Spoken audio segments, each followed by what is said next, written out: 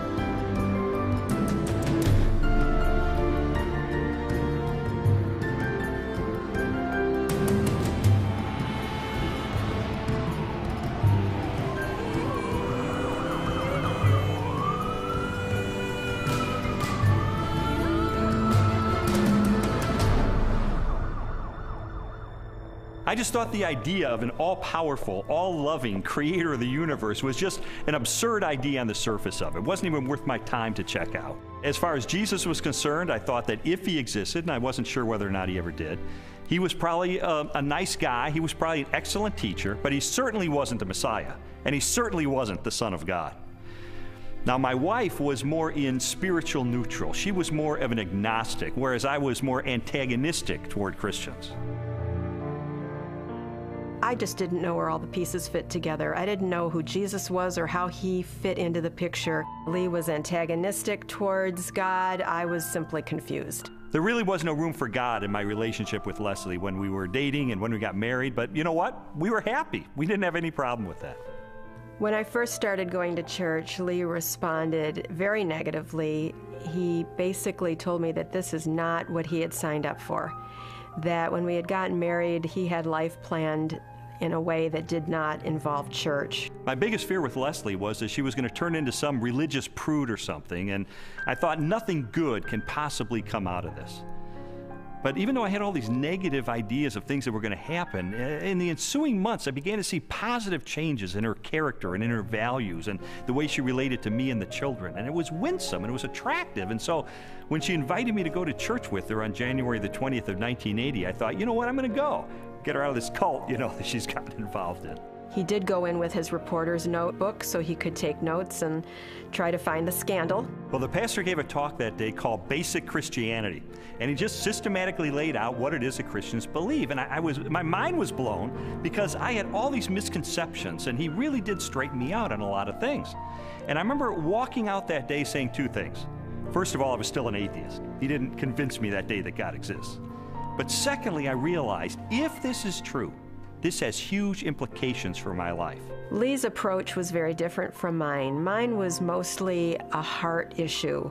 I wanted to know that God was real, and the way that was real for me was experientially. And for Lee, it was more about documentation, about being able to have facts that proved it true. Well, I was a journalist, so there was really no problem with me picking up the phone and calling a scholar and saying, hey, I'm Lee Strobel, I'm with the Chicago Tribune. I'd like some background information about the New Testament. And so I would do that, and I thought it was going to be so easy to expose the fallacious thinking behind Christianity. But as it turned out, it took me almost 2 years of my life to investigate these issues. It really was, in a sense, the most exciting story I'd ever pursued as a journalist.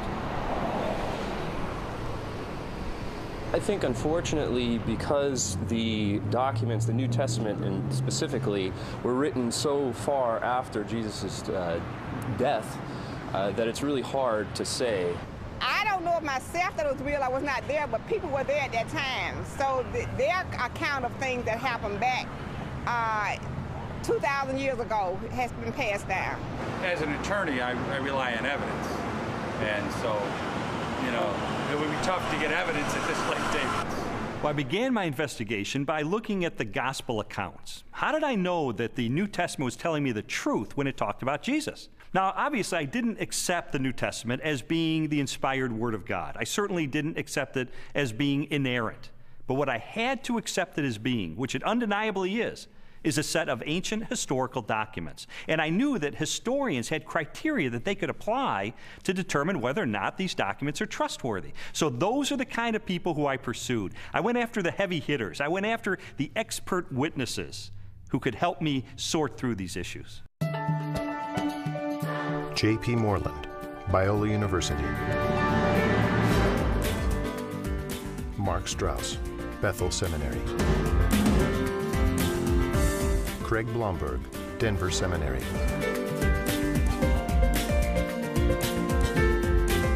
Craig Evans, Acadia Divinity College. N.T. Wright, Bishop of Durham, United Kingdom. Over the last 250 years, it's been common coin in Western culture that, oh, you can't believe what's said in the Gospels. You know, it's even made into musicals. The things that you're liable to read in the Bible, they ain't necessarily so. And that skepticism has wormed its way into much modern culture, and indeed into many Christian circles, many church circles, where they'll say, well, Matthew probably made this bit up, or Luke just added this bit on the end of the parable, or whatever it is. I and others have spent some of the best years of our lives researching what was actually going on in Palestine in the first third of the 1st century AD, and trying to get inside the minds of 1st century Jews, 1st century Romans, different Jewish parties and movements, etc., etc.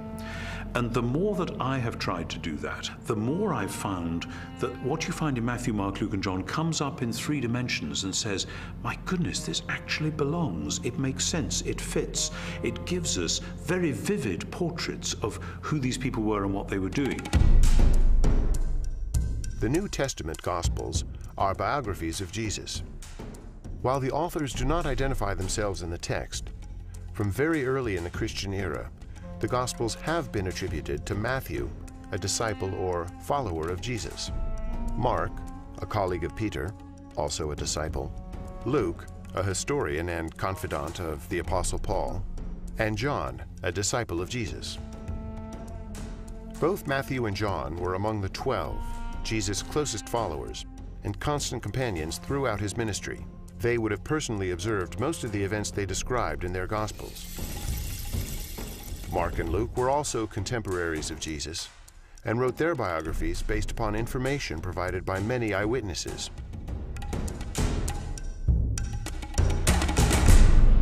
I knew from my years as a legal journalist the importance of eyewitness testimony. In fact, the first question that anybody asks is, how many eyeballs are there? How many eyewitnesses do you actually have? And I needed to determine whether or not contemporary scholars have ascertained whether or not the Gospels are rooted in eyewitness testimony. It's become evident to scholars of the 1st century that the Gospels were actually attempts to write biographies of Jesus. Now, not in the modern sense, because the Gospels are not particularly interested in his early years. But when it comes to Jesus' adult life and his activities, these are biographies. They're very clearly attempts by eyewitnesses to describe exactly what Jesus said and did, and the consensus of New Testament scholarship has moved in that direction. Many have undertaken to draw up an account of the things that have been fulfilled among us, just as they were handed down to us by those who from the first were eyewitnesses and servants of the word. Luke chapter 1, verses 1 and 2. Luke's gospel begins with a prologue. It's actually one of the finest Greek sections in the whole New Testament. Luke was clearly a literary artist. But in that prologue, he points out that he has carefully investigated the material that he presents in the Gospels, that he's checked with eyewitness accounts, those who are actually present. If you read that prologue and you see this is the work of a historian, this was someone who has done his research. Therefore, since I myself have carefully investigated everything from the beginning, it seemed good also to me to write an orderly account for you, most excellent Theophilus, so that you may know the certainty of the things you have been taught. Luke chapter 1, verses 3 and 4. You have to understand that people in the first century valued eyewitness testimony. And this is why, from the 2nd century on, it was important to the early church fathers that the people who were alleged to have written the Gospels actually wrote them, and that they were eyewitnesses of the things they wrote. We have actually very early attestation of the authorship of the Gospels. The early church father Papias, for example, as recorded by the church historian Eusebius, identifies Mark's Gospel as essentially the eyewitness account of Peter. Well, Papias was a disciple of the Apostle John, so we are only one generation removed from Jesus himself. That's a pretty close testimony, and strongly suggesting that, in fact, the Gospels are based on eyewitness accounts.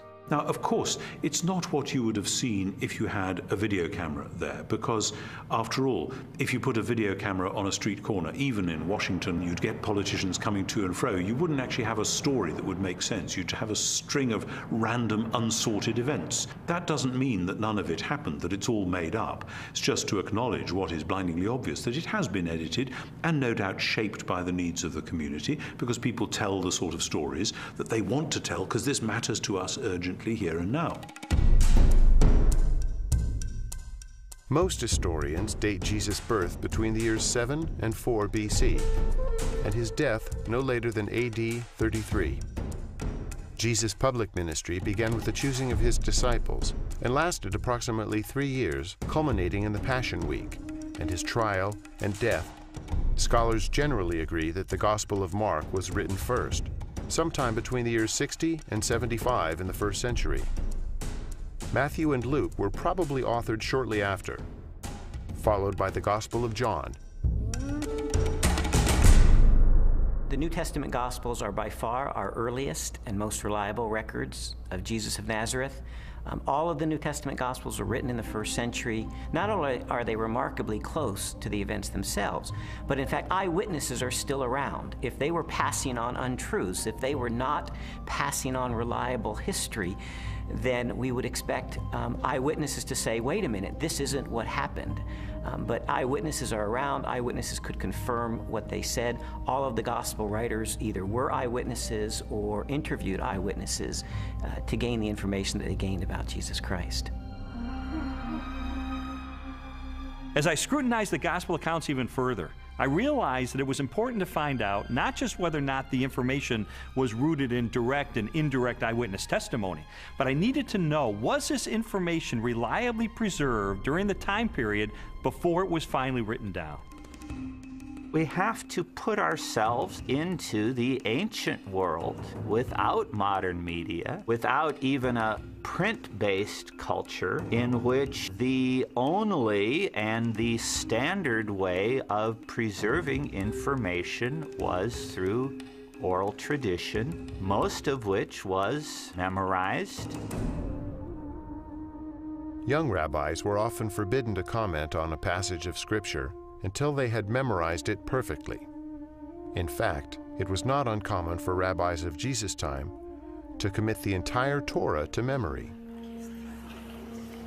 I've sometimes heard people say, look, I've been in a situation where I whisper something to someone, they whisper it to someone else, and it goes through 10 or 11 people, and by the time the last person tells what was said, it's totally different from what I told the first person. And we can't trust the Gospels for the same reason, because it was transmitted over a long period of time. That illustration is really a bad analogy, and you have to understand that the 1st century apostles who passed on information about Jesus were deeply concerned to get this information correct, because they saw it as sacred holy tradition. It wasn't about what Joe was eating for dinner last Wednesday night. In our day of instant media and everything has to be on film or tape recorded, we are more skeptical of oral tradition, but we don't really understand the nature of oral tradition. Oral tradition is a community event. A story is passed down by individuals within that community. Well, if they get it wrong, you've got an entire community that's going to correct them. So it is self-correcting all the way. These stories were passed on reliably because they were passed on by the community of disciples. In fact, we now have scholarly studies that have been done of oral cultures, and we know that through several generations, Oral tradition can be preserved and passed on without changing a thing.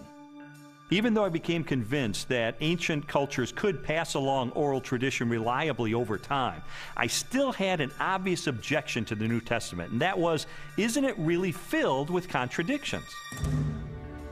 One of the issues people often raise is the question of apparent contradictions between the Synoptic Gospels, where there's a parallel story. For example, Matthew tells the story of 2 blind men being healed, whereas in Mark's account there's only 1 blind man. How can we get this contradiction? The vast majority of these apparent contradictions, however, are quite easily resolved.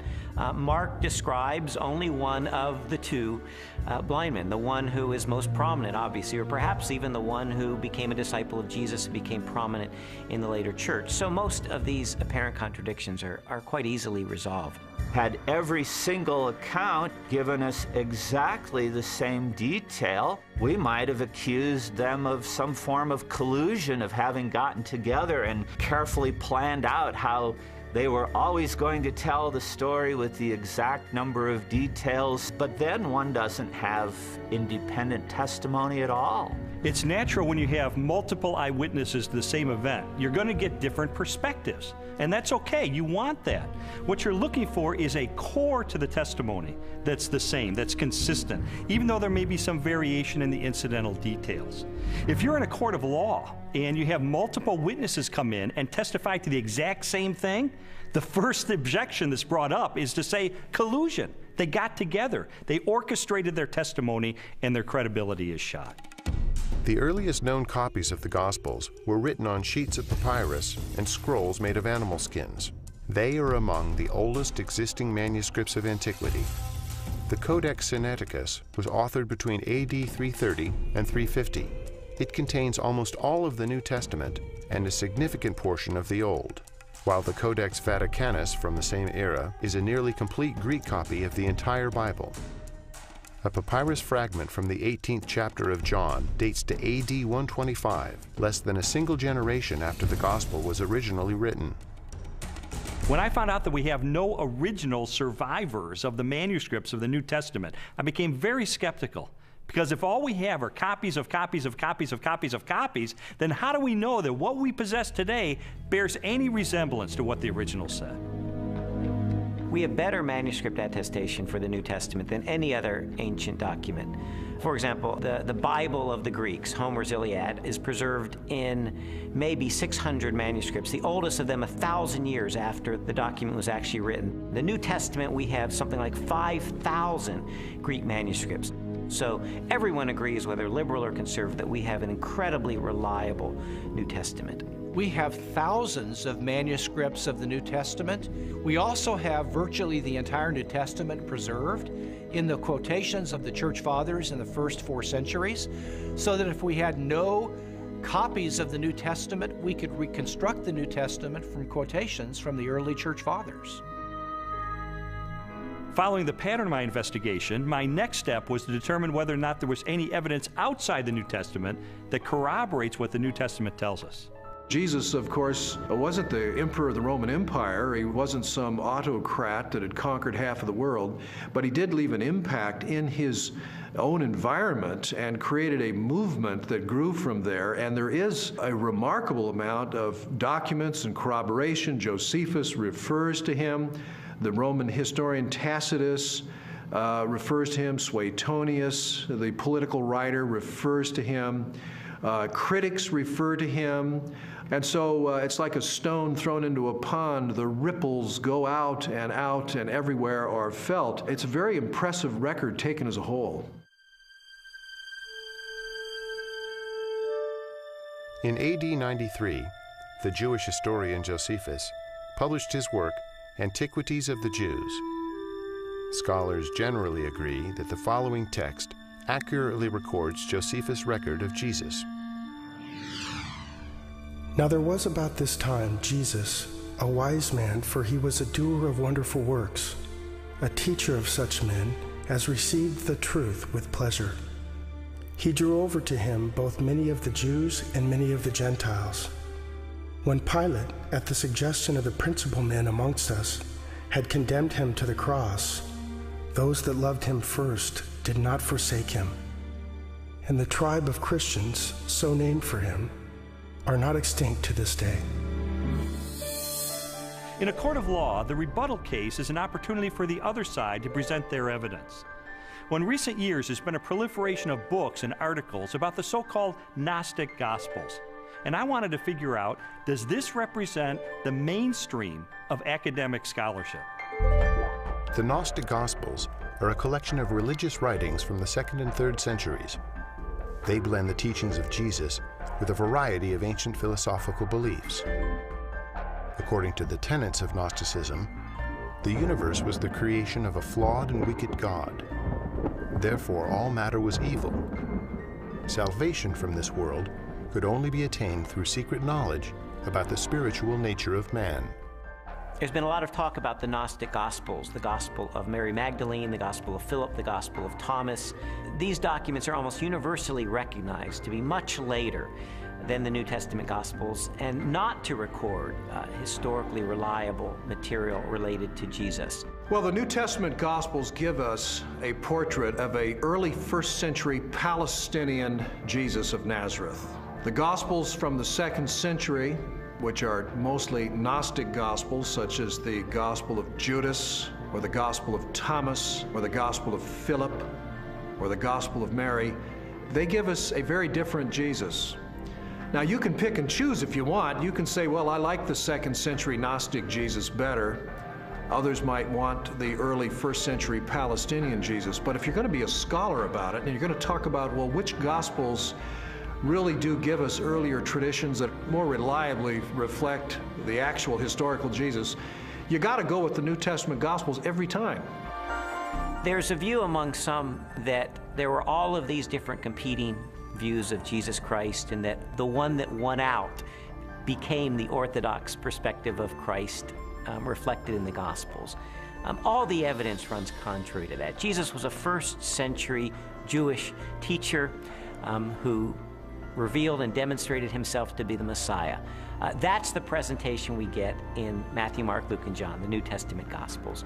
These later Gospels, these Gnostic Gospels, present a very different Jesus, almost a Greek philosopher, an esoteric Gnostic Jesus. It's clearly not the authentic historical Jesus. What I've come to discover is that the Gospels in the New Testament, Matthew, Mark, Luke, and John, are our best sources for Jesus.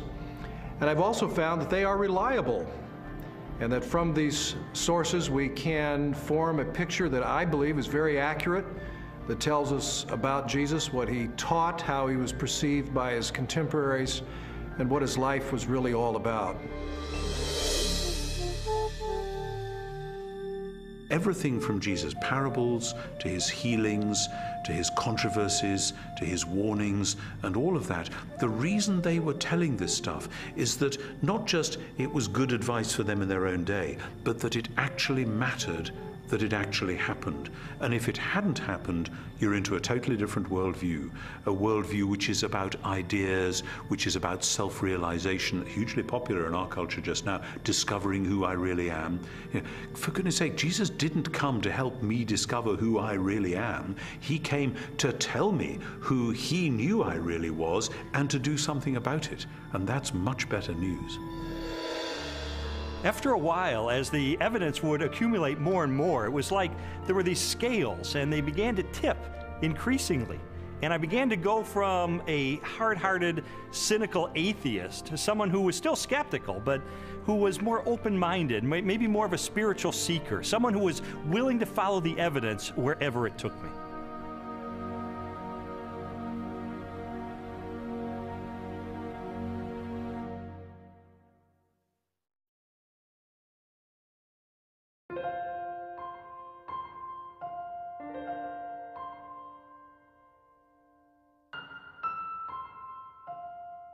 This whole time I was on this investigative journey, Leslie and her friends behind the scenes were praying because they knew that I was checking into the evidence. I was looking into these issues for myself, and they just wanted me to be open-minded about the evidence that I found.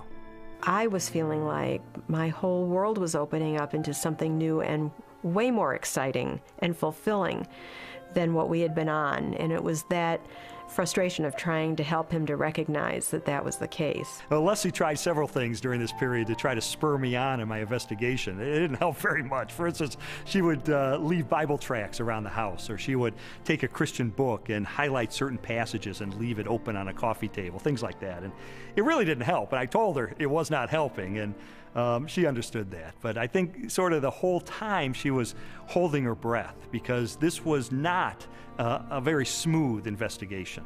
And he would take 2 steps forward, 3 steps back. Sometimes it looked like he was really getting it, and other times he would just turn into an angry, frustrated person again. And so it was a very frustrating time for both of us. I believe Jesus was a real person. I believe he did live. I guess there are some exaggerations in the Bible, I'd have to say. I don't believe we'll ever know if Jesus was really what everyone thinks he is. I think it's a lot of folklore. I think it's a lot of historical misrepresentations. I think it's a lot of wishful thinking. But I don't think we know, and I don't think we'll ever know, and I don't think there's any way to prove what has been claimed about Jesus for all these years. The biographies of Jesus in the New Testament gave me a lot of information about him. But Christians were saying that he is the Son of God.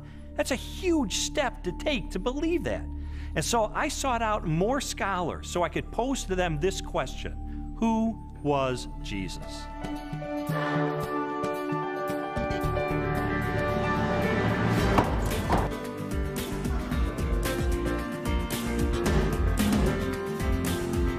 Michael Rydelnik, Moody Bible Institute.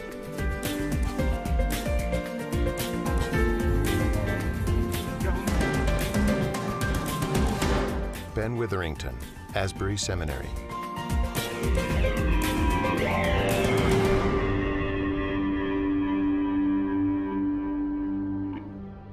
Now, this is one of the things I love about Jesus, and it says something to us. His identity is complex. He can't be pigeonholed. He fits no one formula. There's a lot of aspects to who he is. But always, he presents himself as a challenge to the status quo, to preconditioned thinking about what Son of God, what Messiah must be.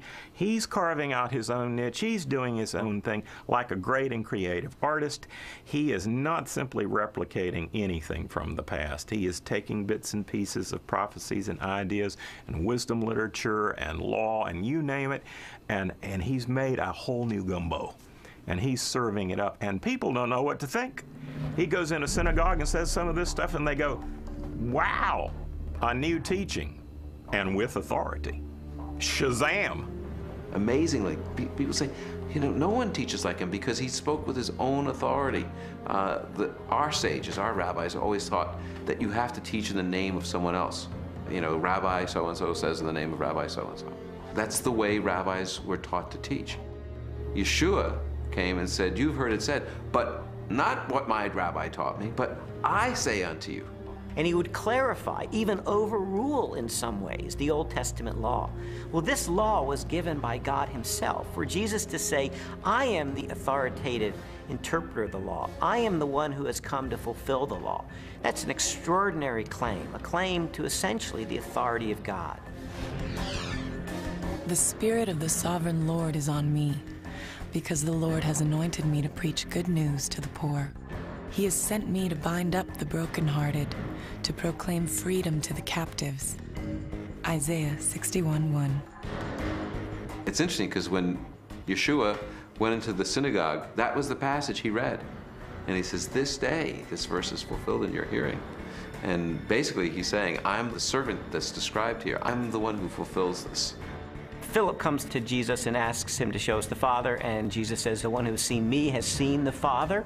Jesus clearly presents himself as the self-revelation of God. Those who meet Jesus are, in fact, meeting God. When Jesus is brought before Caiaphas, the high priest, and some of the Sanhedrin members that have gathered the evening that Jesus is arrested, they're trying to find incriminating evidence, they're trying to find incriminating testimony, and they're not doing real well. And finally, the high priest asked Jesus directly, tell us plainly, are you the Messiah, the Son of God? And Jesus says, I am. And you will see the Son of Man seated at the right hand, coming with the clouds of heaven. And there Jesus has combined phrases from Daniel 7 and Psalm 110. Jesus sees himself as this heavenly figure. More than 80 times in the New Testament Gospels, Jesus is identified as the Son of Man. While the human connotations of the phrase are obvious, a broader interpretation is found in an Old Testament scripture written by the Jewish prophet Daniel. In my vision at night I looked, and there before me was one like a son of man, coming with the clouds of heaven.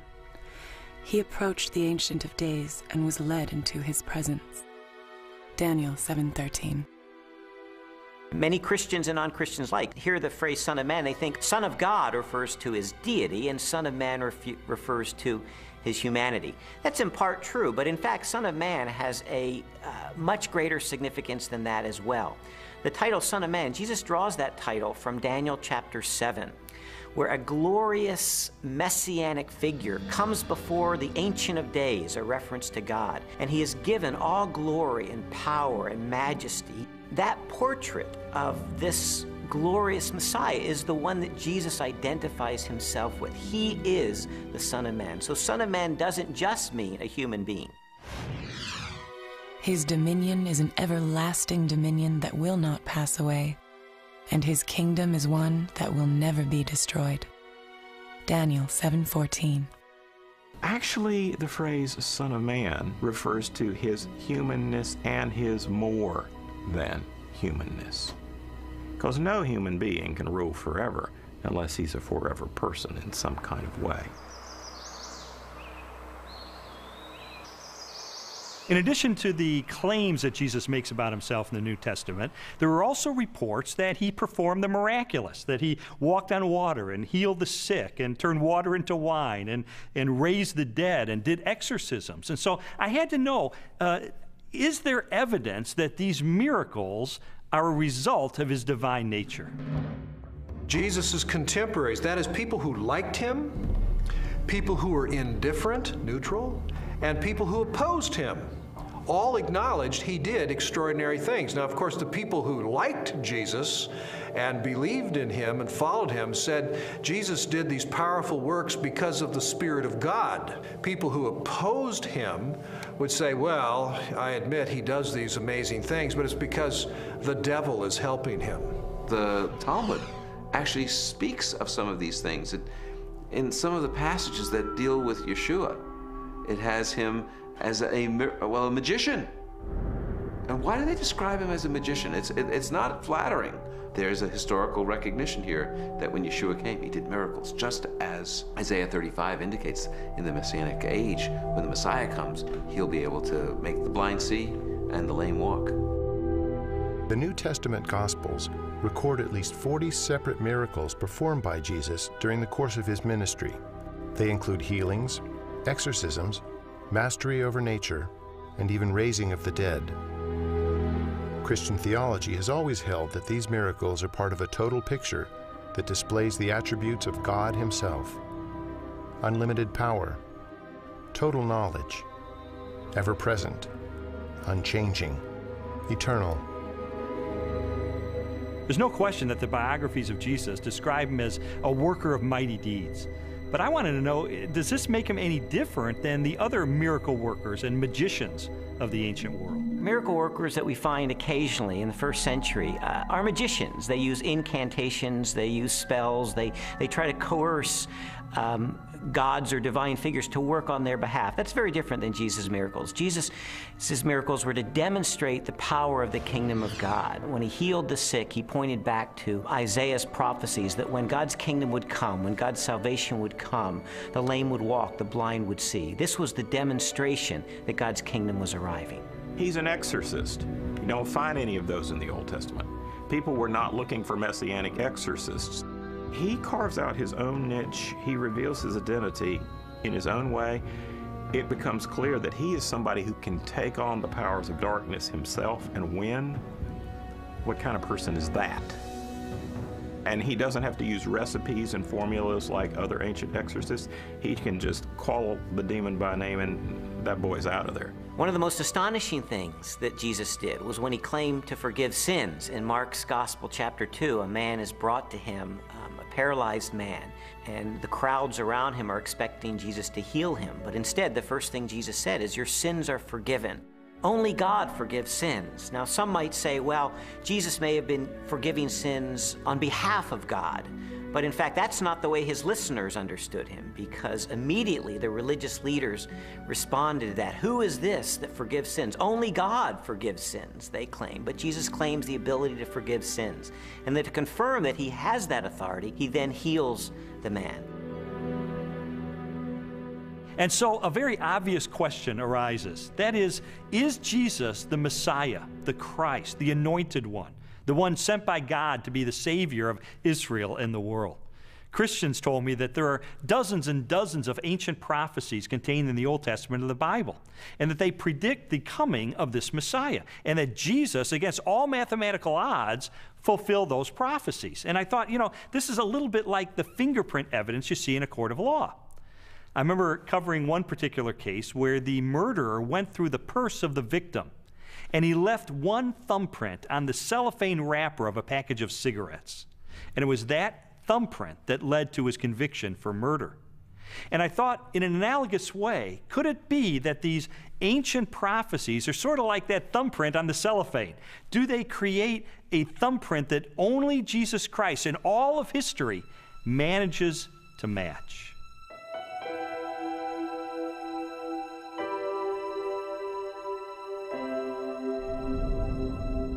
This is Yeshayahu 53:6, or Isaiah 53:6.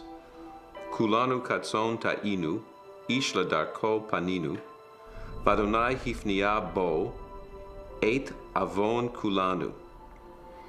All of us, like sheep, have gone astray. Each of us has turned to his own way. But the Lord has laid upon him the iniquity of us all.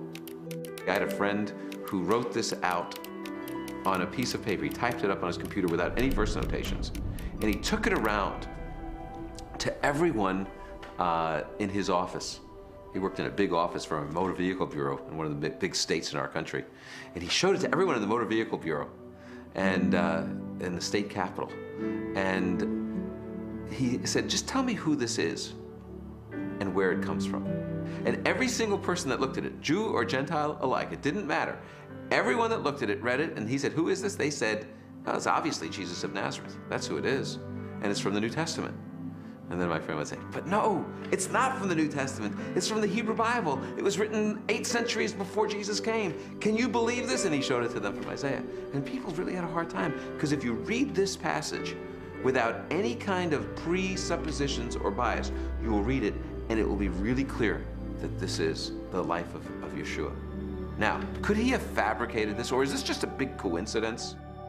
In the Old Testament, we really have 2 kinds of prophecies. We have prophecies that are fulfilled uniquely in Christ, and prophecies that are fulfilled typologically in Christ. And I do think we need to distinguish between the 2.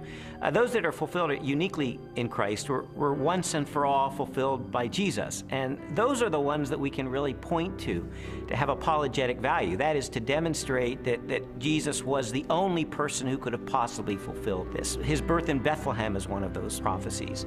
His role as the suffering servant of Isaiah 53 is one of those prophecies. His entrance into Jerusalem on a donkey from Zechariah chapter 9. These are clear evidence that Jesus is fulfilling the Old Testament. The most amazing part of Isaiah's prophecies is in Isaiah 9, when it speaks about the son of David coming to be the king, to sit on the throne of David and have an eternal righteous kingdom. And everyone knows it from Handel's Messiah. Unto us a son is born, unto us a child is given. And the idea of this verse is that the Messiah will actually be born, physically born. And then it says, and his name shall be called Wonderful Counselor, Mighty God, Father of Eternity. In other words, he's the creator, the author of time. Some skeptics have said that Jesus could have engineered the fulfillment of these prophecies. Of course, Jesus could not have determined where he was going to be born, so to be born in Bethlehem, obviously he could not have engineered that. Also, as the suffering servant, it would have been difficult for him to engineer such a specific fulfillment of Isaiah 53. But on the other hand, the fact that Jesus performed certain actions that in fact fulfilled prophecies only demonstrates that he was indeed the Messiah. Anyone who enters Jerusalem riding on a donkey, in obvious fulfillment of Zechariah 9:9, is saying, yes, I am the Messiah. So we certainly have a glimpse in that fulfilled prophecy of the self-consciousness of Jesus, that he truly believed that he was the Messiah. Scholars have determined that Jesus fulfilled at least 46 major prophecies, each written a minimum of 3 centuries before his birth. Their content ranged from specific details about his life to the symbolic implications of his death. Psalm 22 gives a poetic picture by David, written in the first person, of what the Messiah will be like in his suffering. And one of the things he says is that they will pierce my hands and my feet. Now, David wrote before crucifixion was known, probably by about 300 years. So Isaiah 53 says he was pierced through. It gives us the reason for his death. He was pierced through for our iniquities. So there's a purpose. He dies not just because he's a martyr, but because he's a substitution for sin. A college professor of mathematics and science named Dr. Peter Stoner wanted to determine what the odds were that any human being throughout history could fulfill the messianic prophecies. So he had his students come up with very conservative estimates of the likelihood of any human being fulfilling certain of these predictions, and then they just ran the numbers. And what they determined is that the odds of any human being fulfilling 48 of these ancient prophecies would be 1 chance in a trillion.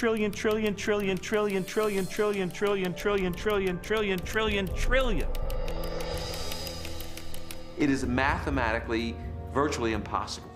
To me, just as significant as all of those unique prophecies that were fulfilled in Christ is the complete drama of the Old Testament. The fact that the Old Testament is the story, the narrative of God's redemptive movement, his movement to deliver and save humanity. And Jesus is the climax of that movement. He is the climax of salvation history, the one who brings it off to fulfillment. You read the Old Testament, it's building, building, building. Jesus arrives on the scene and he is the fulfillment. And he recognizes himself clearly as the climax of God's plan of salvation for all humanity. This whole case was sort of like one of those jigsaw puzzles where you don't know what the ultimate picture is going to be. You just put together the pieces, and as I was putting together all of the evidence, it started to take shape, and I sort of stepped back and I could see that it was a portrait of Jesus Christ.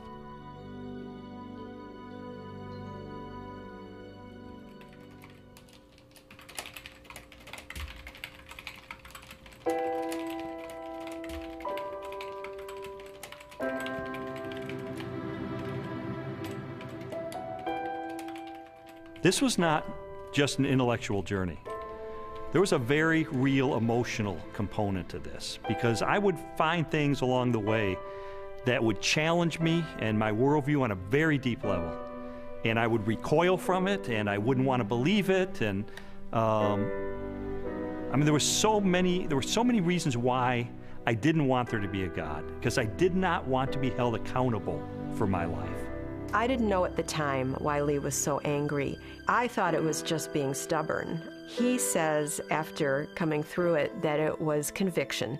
It seemed that the more Leslie's values were changing and her character was being transformed and the way she related to me and the children was changing, it would highlight the contrast with my life. I was feeling fearful and angry as well that he was being affected by it in the way that he was. I mean, the truth is, I felt like I was losing Leslie. She was being pulled away from me into this Christian subculture. I didn't fit in there. I'm the atheist. I'm the skeptic. And yet I felt like she was being pulled away, and I loved her. I didn't want to lose her. And it got to the point where I was so angry over the whole thing. One day I just reared back and I kicked a hole in our living room wall, just out of rage over the situation. It was a very ugly scene right in front of Leslie, right in front of our little girl. They were crying, and I didn't want to lose her.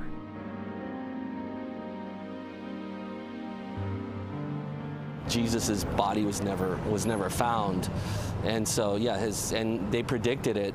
Well, you know, he talked about it, and it was predicted, and it happened. I mean, it's this easy. It's as simple as that. We just tend to complicate it, man. No, not physically, not his physical body. So when they came the following morning and rolled back the great stone in front of the tomb, and he wasn't there, no, it must have been dark in that. I don't know. They must have missed him. No, I don't think physically a physical body can rise. I don't think that he was yanked out of that, or physically walked out and walked down the street and met with him. It just doesn't make any sense to me. For more than a year, I'd investigated the historical record for the reliability of the New Testament. I'd looked at the identity of Jesus. But now was time to look at the ultimate evidence for who he really was, the purported resurrection of Jesus from the dead. And for that, I went to the best scholars that I could track down.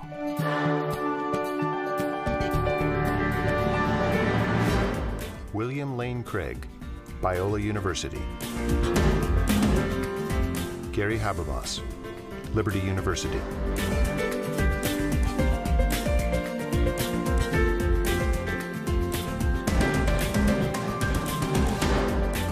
Michael Licona, North American Mission Board.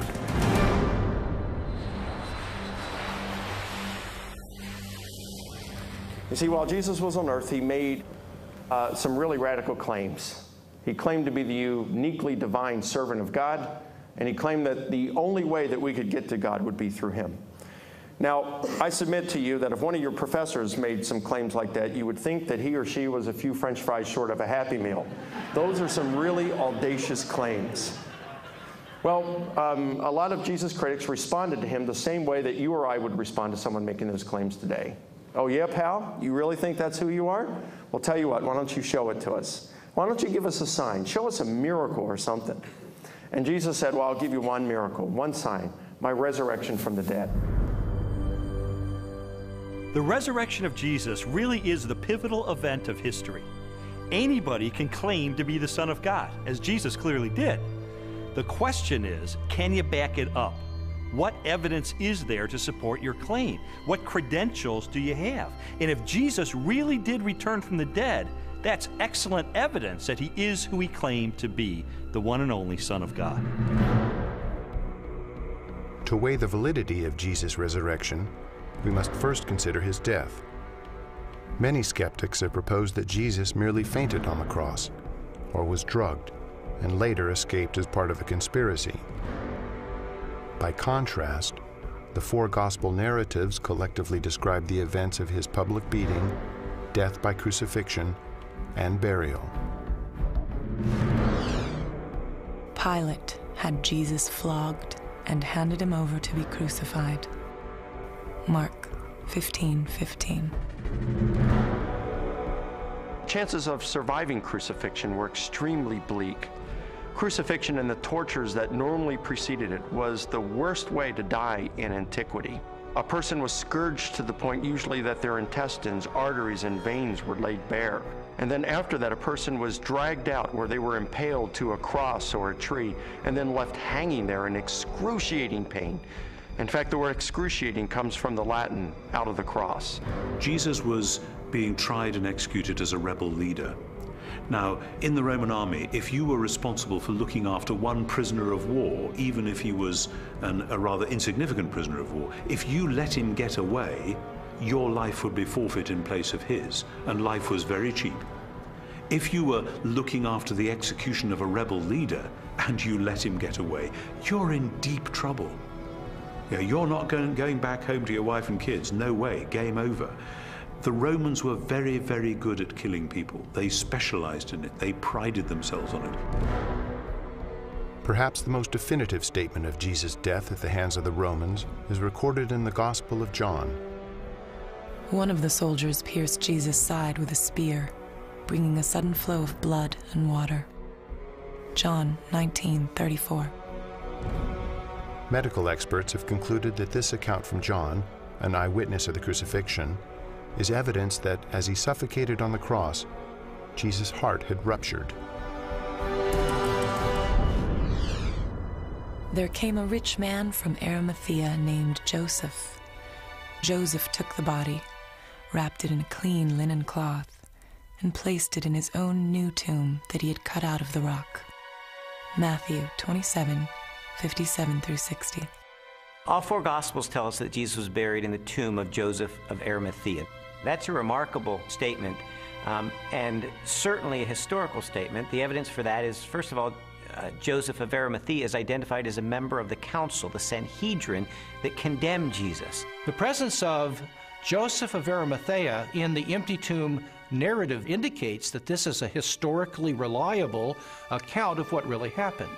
His name would have been known to people in those days very much like a United States senator would be known today. It would have been very clear where his tomb was, so that there would have been no question about the location of Jesus' burial.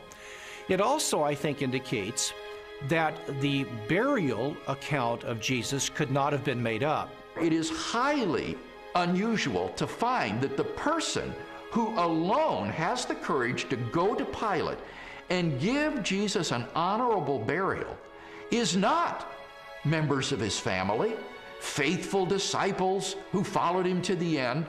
Instead, it is a member of the Jewish Sanhedrin, the very high court, all of whom, Mark says, had condemned Jesus of Nazareth to the cross. The fact that it is Joseph of Arimathea who is the person responsible for giving Jesus an honorable burial is an awkward and embarrassing fact for the early church, and yet this tradition is faithfully preserved in almost all of the traditions that we have about the burial of Jesus.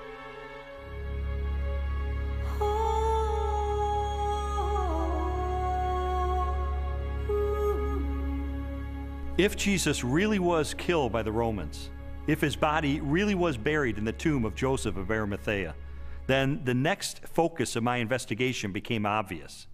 On the first Sunday after the crucifixion, was the tomb of Jesus Christ really empty?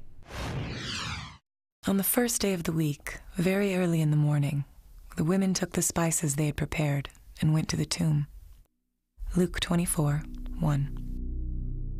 The empty tomb story also has a very embarrassing feature of it that is preserved in the memory of the early church, namely the discovery of the empty tomb by women. Now, in order to appreciate this, you have to understand something of the status of women in Palestinian Jewish society. In that society, which was a patriarchal society, women were frankly second-class citizens. If you were going to invent an account about an empty tomb, then why on earth would you invent witnesses, primary witnesses, whom no one would believe? In fact, they would scoff at that later on. Supposing you were inventing the story of the resurrection of Jesus, many people have said, oh, this was all just dreamed up later on. Well, how would you have done that? The one thing you wouldn't have done would have been to have not only a woman, but a woman who's got nobody quite knows what, but a fairly shady past, as your prime witness. And yet there she is, Mary Magdalene, in Matthew, Mark, Luke, and particularly in John. And already by the middle of the 2nd century, the pagans are sneering, oh, this is just based on the testimony of hysterical women, you can't believe that. But the early Christians stuck to their story, they stuck to their guns, they stuck to the women.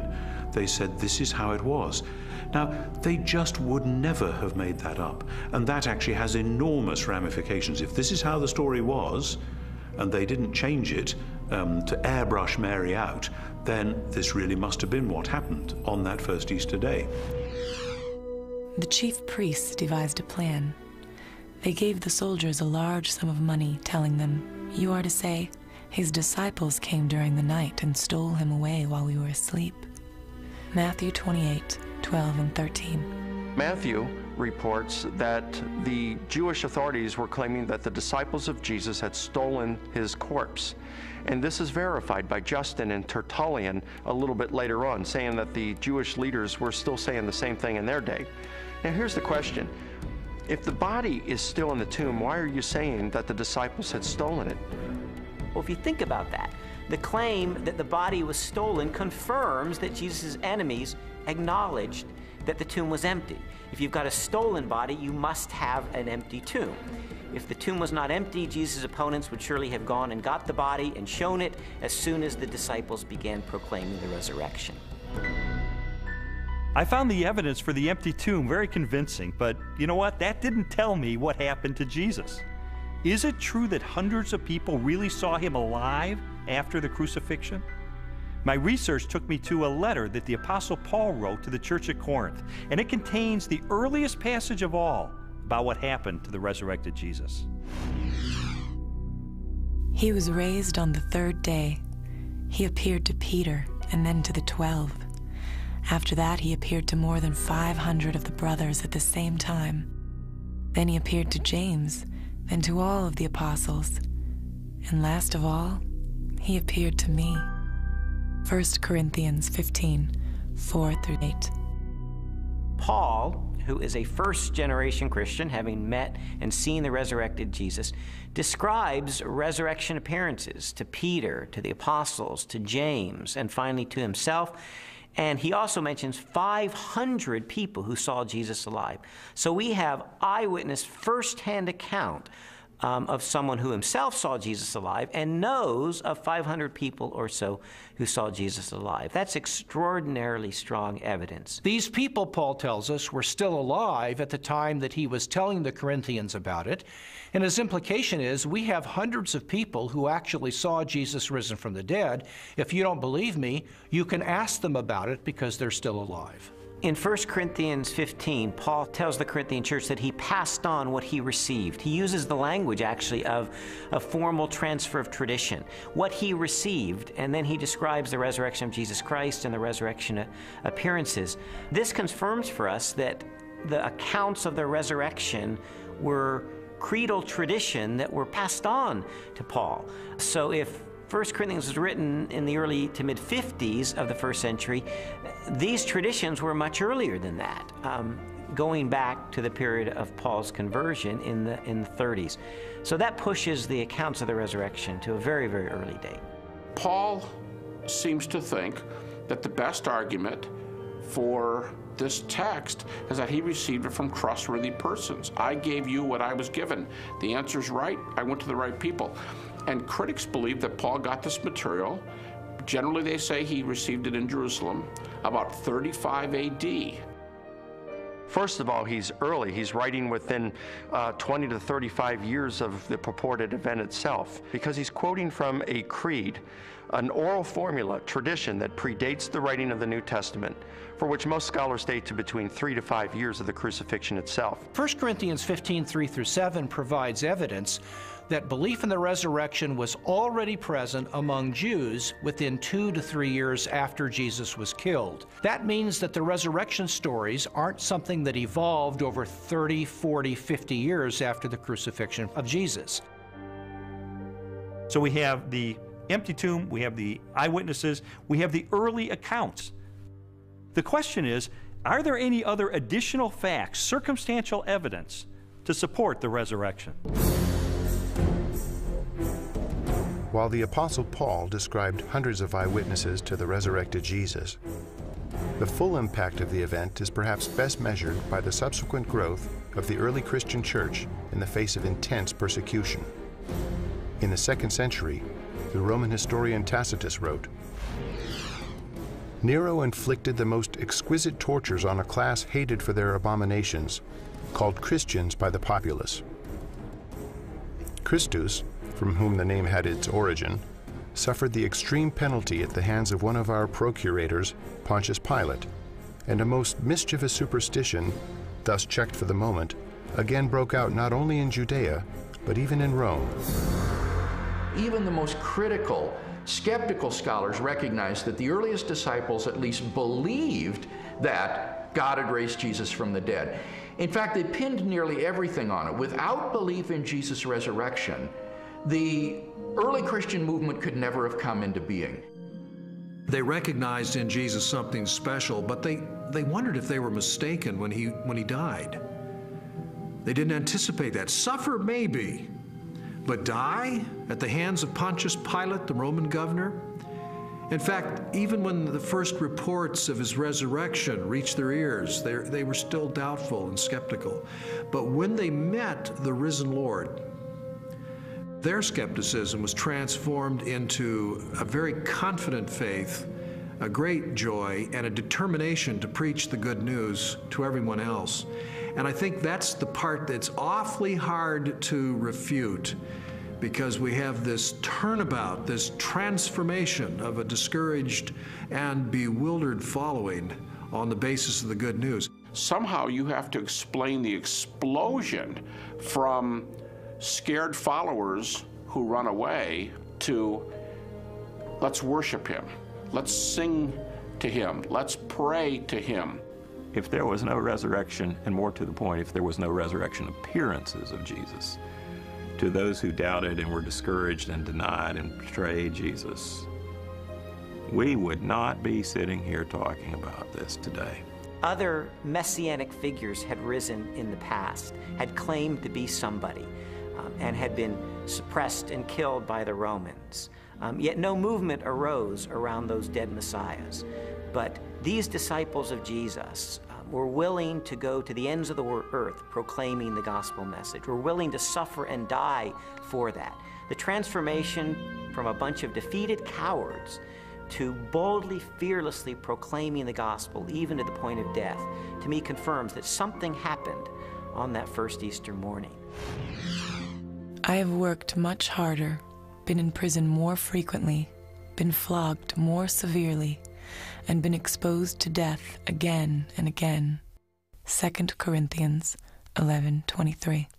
After Jesus' crucifixion, the disciples lived lives of hardship for 20, 30, 40 years, suffered greatly in their ministries, and eventually suffered martyrdom and execution without recanting for their belief that they had seen Jesus risen from the dead. I mean, what were they gaining? Were they becoming rich? They're running around the countryside. They're, in some cases, abandoning their family for periods of time so they can preach. What they got for their efforts is death, in many cases. You also have to remember that the disciples died not just for something they believed was true. They died for something they actually saw with their own eyes. It's much more difficult to explain that away than it is for someone who dies for a belief and they're sincerely wrong. I came across a bit of evidence I really found fascinating. James was a half-brother of Jesus, and he was not a believer in Jesus during Jesus' lifetime, but he later died the death of a martyr as a leader of the local church. In a similar way, Saul of Tarsus was a persecutor of Christians, and yet he later becomes the Apostle Paul, this incredible missionary. So I had to ask myself, what led to this radical transformation of these skeptics? Sometimes people will come to believe something they wish to be true. If you believe hard enough that a person is loving and kind, you can talk yourself into believing that, even though the person is not loving and kind. It's very, very difficult, however, to explain people coming to believe something that they're actually standing against. Now, in the case of James and Paul, they did not believe in Jesus before his crucifixion. In fact, they thought he was deranged, and they did not accept what he said and what he taught. James, a brother of Jesus, is a skeptic who doesn't come to Jesus until he meets the risen Lord. Critics allow that.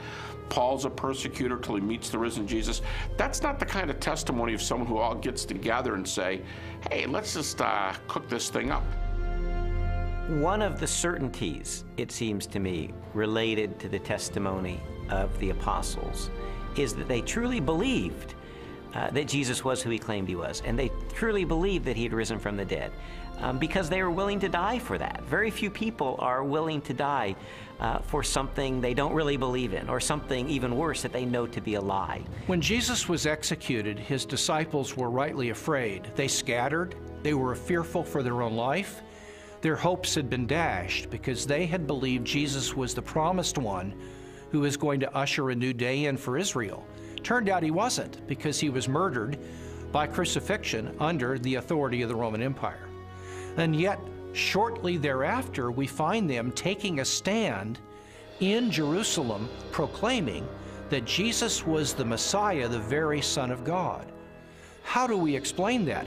How do we explain the fact that they were even willing to propagate this the rest of their lives and go to martyrs deaths for their belief. The only rational explanation is that something happened to them between the death of Jesus and 3 days later, and according to their own words, it was that they saw Jesus risen from the dead for themselves. People have often said, and I think it's a perfectly fair position, that okay, there aren't actually any good alternative hypotheses for how you explain the rise of early Christianity, but because we know as an absolute fact which we're not prepared to let go of, that nobody ever rises from the dead, then there must in fact be some other alternative hypothesis.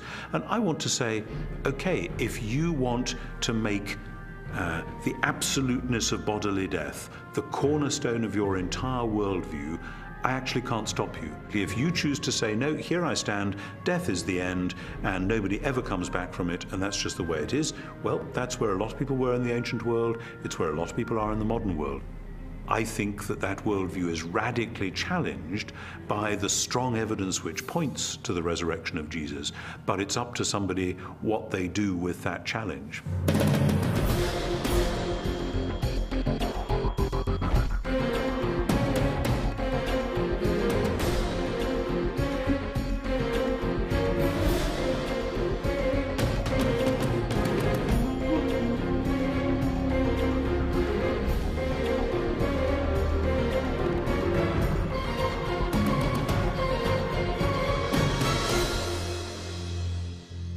The evidence accumulated over time until November the 8th of 1981, which is sort of when I reached a critical mass. I remember going alone in my room, and I took a yellow legal pad and put a line down the middle, and on one side I started to list all of the evidence I'd encountered for Jesus Christ being the Son of God, and on the other side all the negative evidence against that. And I wrote and I wrote page after page, and finally I put my pen down and I said, wait a minute.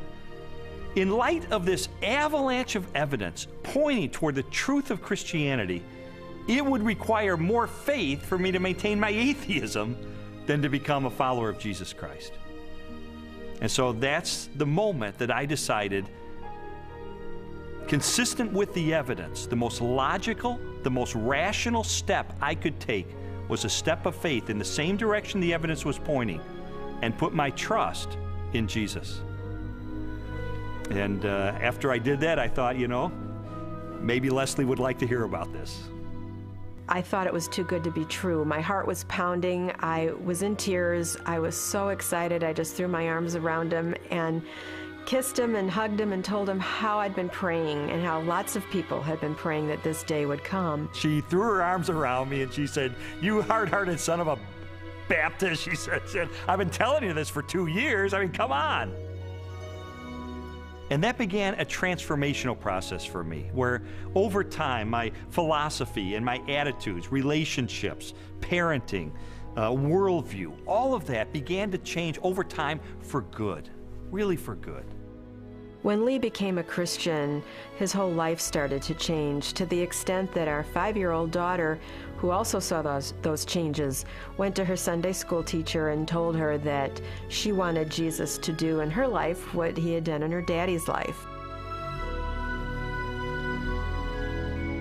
Jesus said, "You shall know the truth, and the truth will set you free." And you know, that's my story. It was someone who said, I'm going to investigate this stuff with an open mind, let it take me wherever the evidence will take me.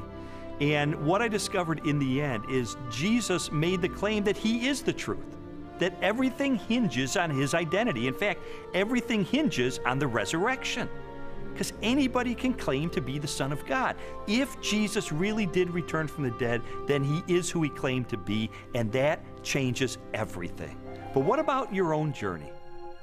I'd really encourage you, if you've never done it, to investigate the evidence for yourself, but make 3 resolutions up front. Number 1, make it a front burner issue in your life. Number 2, resolve to have an open mind, to go wherever the evidence takes you, even if it takes you to the very uncomfortable conclusion that Jesus is who he claimed to be. And then finally, resolve that once the evidence is in, you will reach a verdict in the case for Christ.